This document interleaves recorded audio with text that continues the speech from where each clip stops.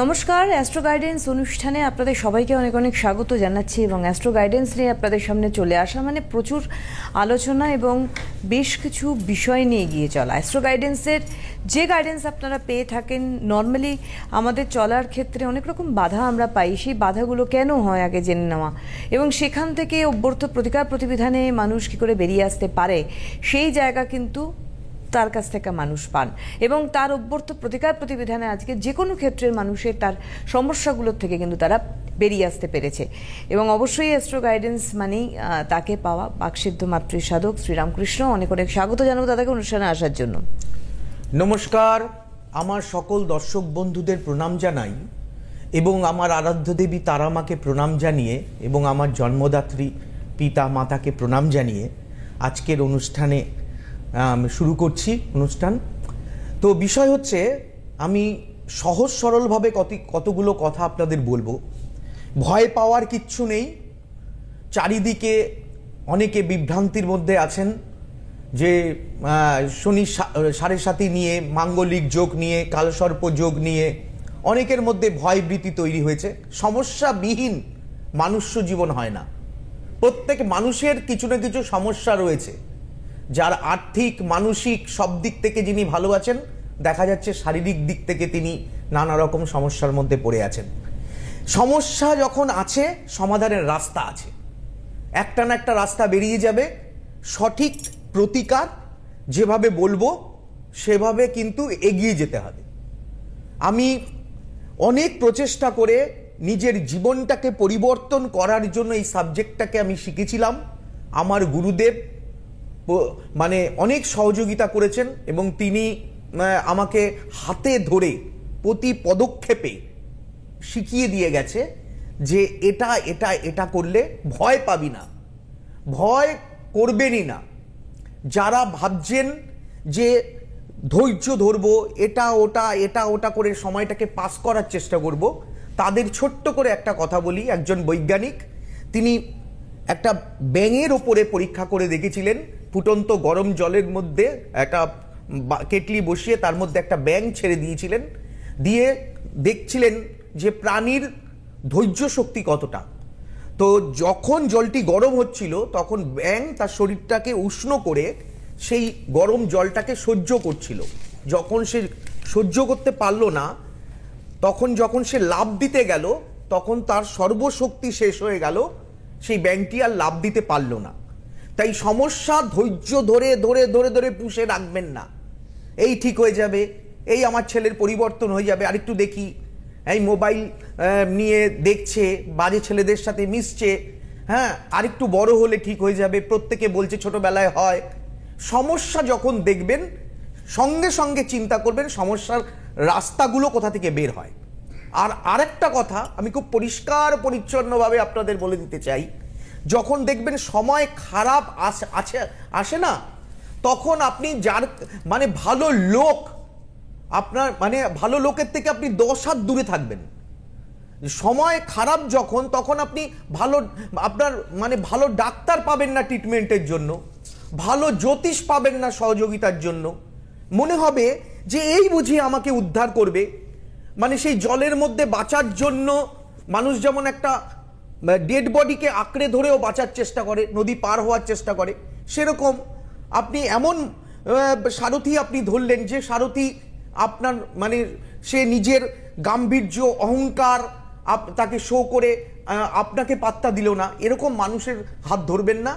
ধরবেন এমন একজন মানুষ যিনি ফ্রেন্ড, ফিলোসফার অ্যান্ড গাইড, সবসময় আপনার ফোনে আপনাকে সহযোগিতা করছে, বুদ্ধি দিচ্ছে, তিনি হচ্ছেন আপনার জ্যোতিষ। একদম, এটা মনে রাখবেন। আমাদের একজন বন্ধু রয়েছেন, দেখে নেব। হ্যালো। হ্যালো, নমস্কার, কে বলছেন? নমস্কার স্যার। নমস্কার ম্যাডাম। আমি একটু আমার সম্পর্কে জানতে চাই। আপনি আপনার নামটা একটু বলবেন?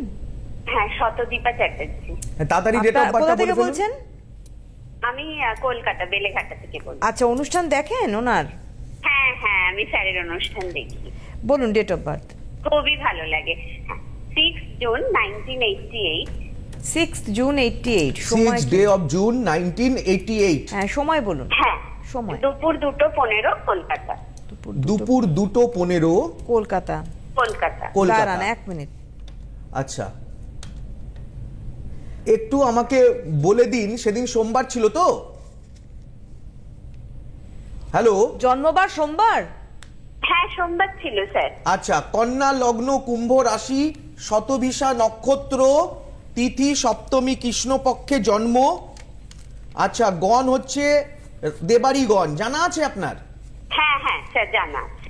আচ্ছা, আপনি তো জানেন আমি প্রশ্ন আমি করব, উত্তরও আমি দেব।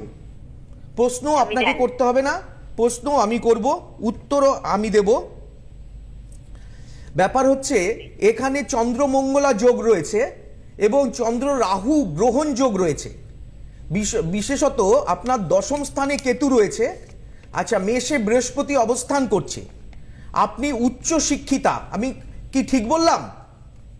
হ্যাঁ স্যার, আমি মাস্টার্স করেছি ইঞ্জিনিয়ারিং। হ্যাঁ, আপনি আমি যেটা প্রশ্ন করব সেইটুকু বলবেন, বেশি আপনার সম্পর্কে আমাকে বলার দরকার নেই। আমি শুধু নিজেকে একটু যাচাই করতে চাই আর কি। হ্যাঁ, বিষয় হচ্ছে আপনি ছোটখাটো কোনো চাকরি বাকরি করেন, আপনার চাকরি এবং বিবাহ নিয়ে আপনার প্রশ্ন। এবার একটু শেয়ার হ্যালো, আপনি আমার বিবাহ নিয়ে, আমি আইটি সেক্টরে। এক মিনিট, আপনি টিভিতে শুনবেন না? হ্যাঁ, ফোনে শুনুন। আপনি না টিভিতে, আমি অন্য ঘরে রয়েছি। Okay fine. আমি অন্য ঘরে আপনি রয়েছি। আপনি যে চাকরিটা করেন সেই চাকরিটা থেকেও আপনি বেটার চাকরি খুঁজছেন এবং হ্যাঁ, আপনার আমি বিবাহ নিয়ে আপনার প্রশ্ন, তাই তো? হ্যাঁ স্যার, একদম একদম। ব্যাপার বিষয় হচ্ছে আপনার মানে প্রচন্ড মাথা গরম হয়ে যায়, পান থেকে চুন খসলে আপনার পছন্দ মতো, মনে করুন আপনি যে কোনো একটা টেবিল গুছিয়ে রাখলেন, সেটা যদি এদিক ওদিক হয়ে যায় আপনার মাথা গরম হয়ে যায়। আপনি খুব মানে সুন্দরভাবে সবকিছু পরিপাটি করে রাখতে পছন্দ করেন এবং প্রচন্ড পরিষ্কার পরিচ্ছন্ন। আমি কি ঠিক বলছি? হ্যাঁ হ্যাঁ, একদমই স্যার, একদম আমি ঠিক বলছি। মোটামুটি 15-20 দিন আগে একটা পায়ে চোট লেগেছিল আপনার। 15-20 দিন মাঝে একটু পড়ে গেছিলাম। হ্যাঁ, রাস্তায় একটু আমি পায়ে লেগেছিল কি? হ্যাঁ, পা মুচকে গেছিল, মানে খুব হ্যাঁ, বেশি ব্যাপারটা তা না, ওই উনি ওটা আপনার ছক দেখেই বলছেন যে এরকমই হওয়ার কথা। ঠিক আছে, আমি ওইটুকু জানতে চাইছি, কারণ আমি মিলিয়ে নিতে চাইছি আমি সঠিক রাস্তায় হাঁটছি কিনা।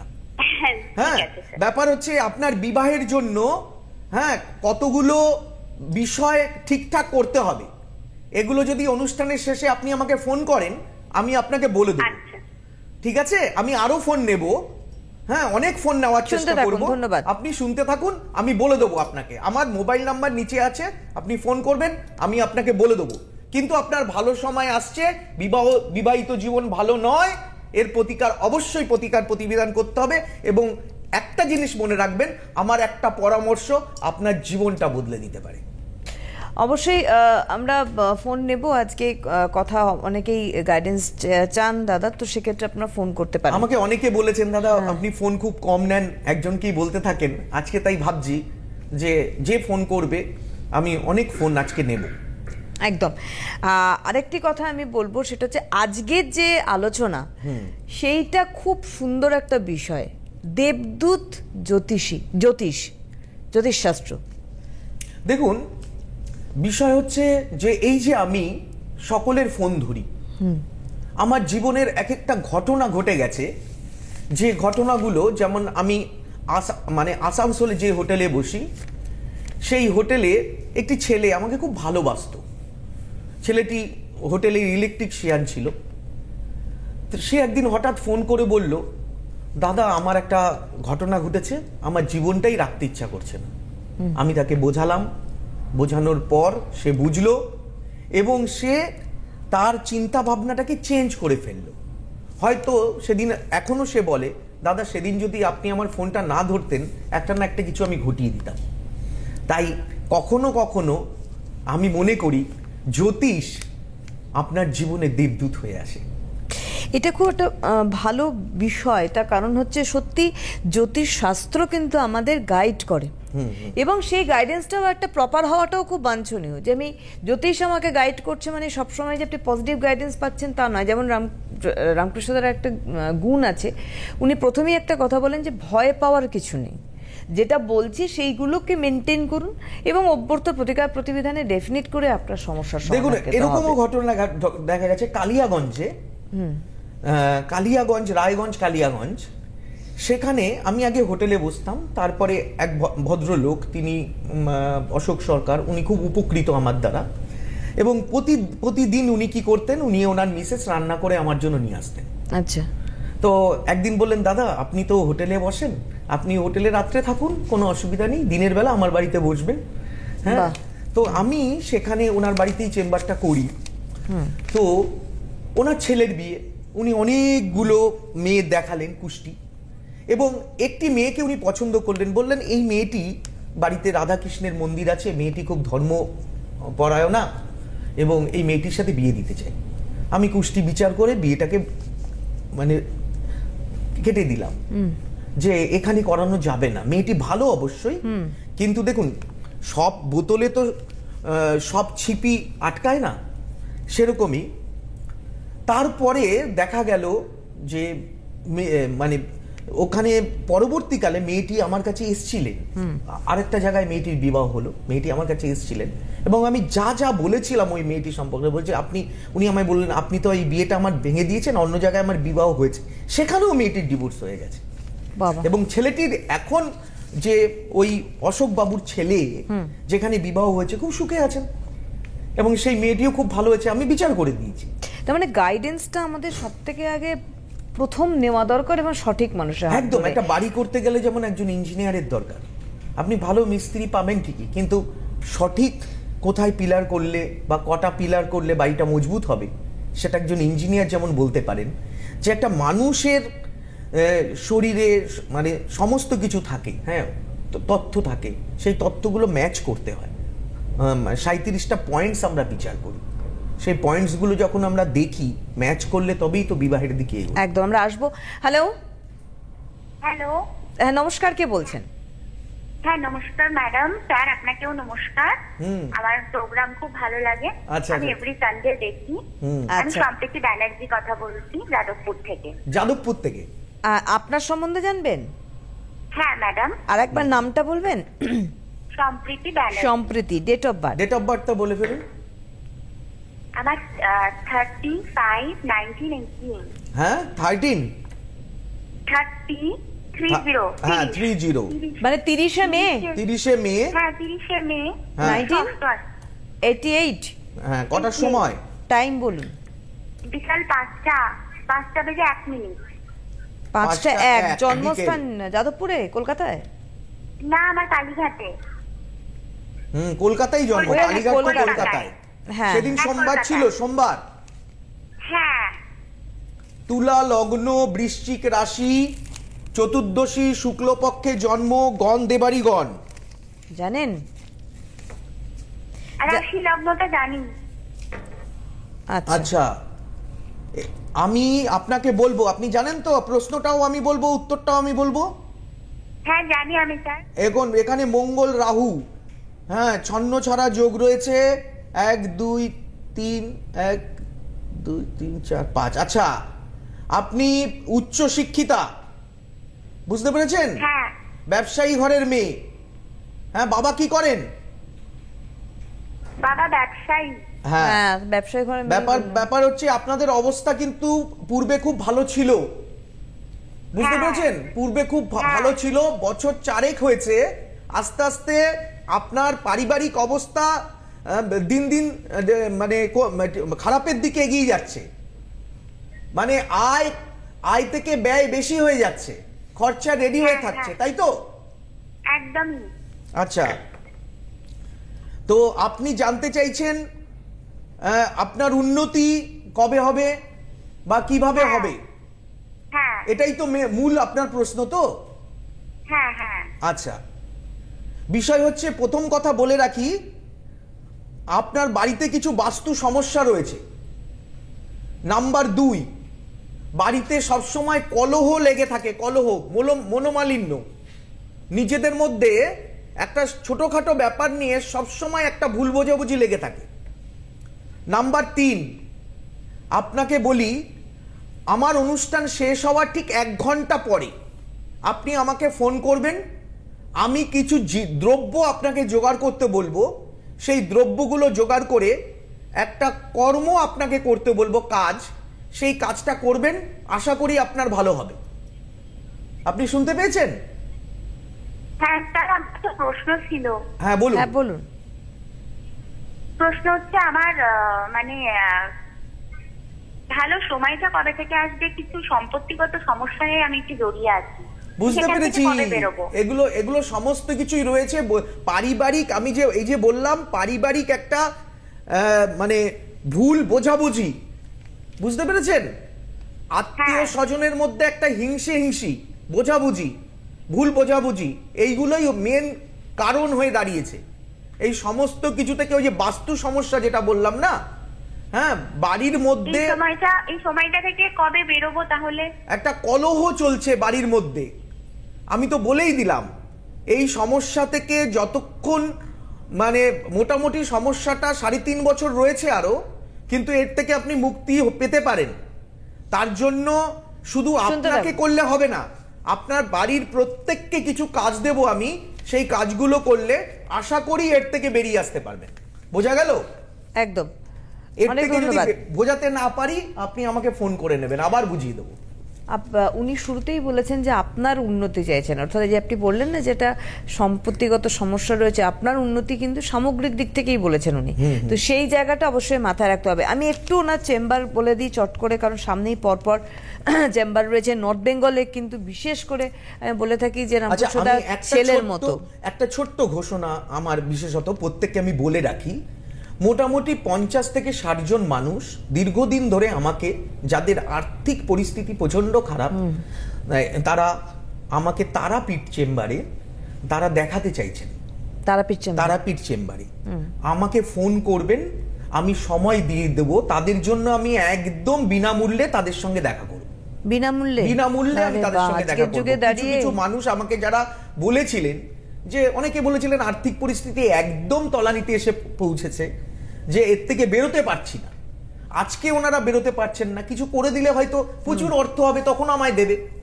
বাহ, মানে এটা হচ্ছে রামকৃষ্ণ দা, যে দেখুন যদি একটু বের করে দিতে পারি, তাহলে তখন তাদের থেকে নিশ্চয়ই আমি পাবো কিছু। কিন্তু আমাকে তো তাদের সেই রাস্তা থেকে বের করতে হবে। তাদের জন্য একটা সময় আমি রেখেছি। তারা প্রত্যেকে তারাপীঠে যারা আমার সঙ্গে যোগাযোগ করবেন, তারা একটু ফোন করে সময়টা জেনে নেবে। তবে যারা সত্যি আর্থিক সমস্যায় রয়েছে তাদের কথাই কিন্তু বলেছেন। হ্যাঁ, সবাই মিলে আবার মানে ভিড় করলে হবে না, আমি বুঝে যাব। আমি তাদের ডেট অফ বার্থটা নিয়ে আমি বুঝে যাব। আচ্ছা, একজন বন্ধু রয়েছেন। হ্যালো হ্যালো হ্যালো, হ্যাঁ নমস্কার, কে বলছেন? নমস্কার, আমি থেকে খানাকুল আরামবাগ থেকে বলছি। আরামবাগ থেকে, হ্যাঁ বলুন। কার সম্বন্ধে জানবেন? মেয়ের সম্বন্ধে। মেয়ের কি নাম দাদা? শাশ্বতী মুখার্জি। অনুষ্ঠান দেখেন না, এই প্রথম দেখছেন? না না, আমি দেখি। আচ্ছা, ডেট অফ বার্থ। 19/1/1995। 19/1/95। 19/1, হ্যাঁ 95, তাই তো? হ্যাঁ 95। সময় কি, জন্ম সময় বলুন? 8:55 রাত্রি। রাত 8:55। কোথায় জন্ম? আরামবাগ, কামারপুকুর। আচ্ছা, একটু মিলিয়ে নেবেন। সেদিন কি বার ছিল? সেদিন বৃহস্পতিবার ছিল তো? হ্যাঁ হ্যাঁ। আচ্ছা, সিংহ লগ্ন, সিংহ রাশি জানা আছে? হ্যাঁ, ওইটা জানি। সিংহ লগ্ন, সিংহ রাশি, দেবাড়ি গণ। আচ্ছা, এখানে যেটা দেখা যাচ্ছে, লগ্নে মঙ্গল চন্দ্র বসে আছে। মেয়ে নিজে যেটা মনে করে ঠিক সেটাই ঠিক, আর বাদবাকি সব বেঠিক। মেয়ের মাঙ্গলিক যোগ আছে, আপনি জানেন? মাঙ্গলিকটা যোগ আছে মানে জানি, হাতে একটা পলা দিয়েছিল না, ওইসব এখানে আলোচনা আমার ওগুলো জানার দরকার নেই। তবে মেয়ে উচ্চ শিক্ষিতা। হ্যাঁ, আপনার প্রচেষ্টায় মেয়ে কিন্তু উচ্চ শিক্ষিতা হয়েছে। কেরিয়ার এবং বিবাহিত জীবন নিয়ে আপনার প্রশ্ন। ওর বিবাহিত জীবন ভালো নয়।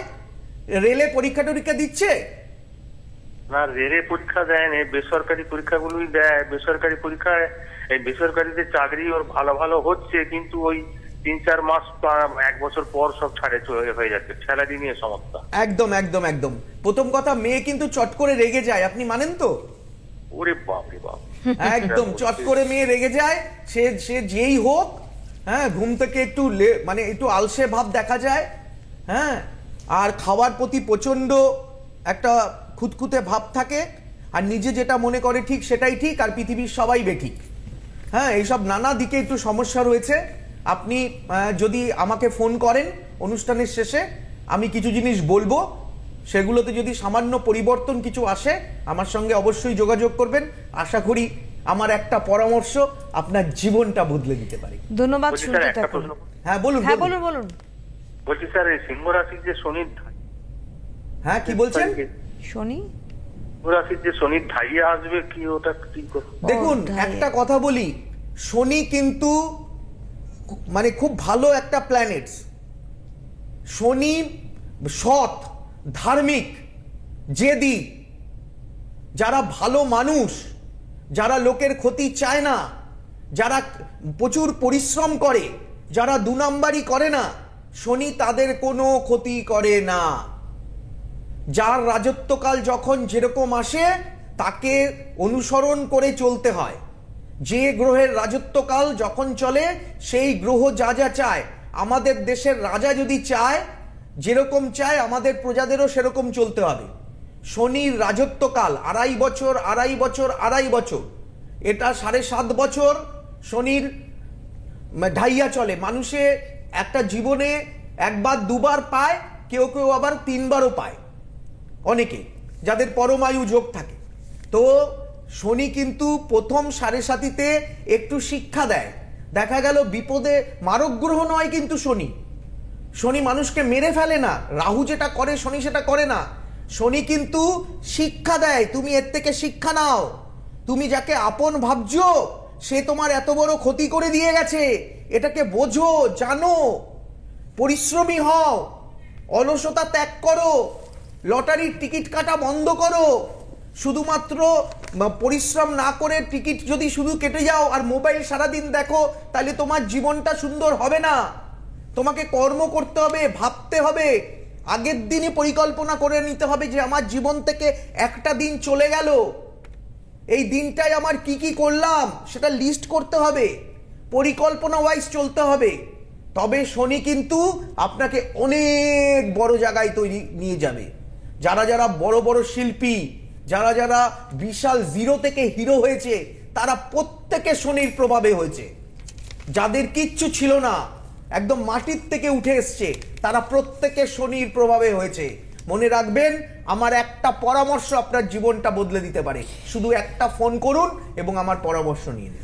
শুনতে থাকুন। ধন্যবাদ। আপনাদের একটু বলে রাখি, 10th of March আগামীকাল কালিয়াগঞ্জে চেম্বার রয়েছে দাদা, 11th March Malda, 18th and 19th March পরপর দুদিন দিল্লিতে থাকবেন উনি, 21st March Jaipur, 24th March Cooch Behar chamber, 25th March Jalpaiguri, 26th March ধূপগুড়িতে চেম্বার রয়েছে। আমি আরেকটা কথা একটু বলে দিই, দিল্লিতে যাচ্ছি, চলে আসার পরে ফোন করবেন না, কারণ ভালো আগে আপনার সমস্যা আপনাকে কিন্তু মনে করে আমাকে খোঁজ রাখতে হবে আমি কত তারিখে যাচ্ছি। এবং আপনি চান, মনে রাখবেন, যদি সন্তান না কাঁদে মাও তাকে খেতে দেয় না। আপনার চাহিদাটা আপনার, একদম আপনি একদম মনে করে ফোন করবেন। চলে আসার পরে দাদা দিল্লি থেকে চলে গেলেন, আবার কবে আসবেন? আমি কিন্তু প্রতি সপ্তাহে দিল্লি যাই না। সুতরাং আপনারা যোগাযোগ করে নেবেন। আজকের হাতে সময় নেই। 9038002022 ফোন নাম্বার এবং 9836153266 অবশ্যই বুকিং ফোন নাম্বারে বুকিং করে পৌঁছবেন এবং পরবর্তী অনুষ্ঠানে দেখা হবে। অনেক ধন্যবাদ দাদাকে, ধন্যবাদ আপনাদের জানাই, নমস্কার।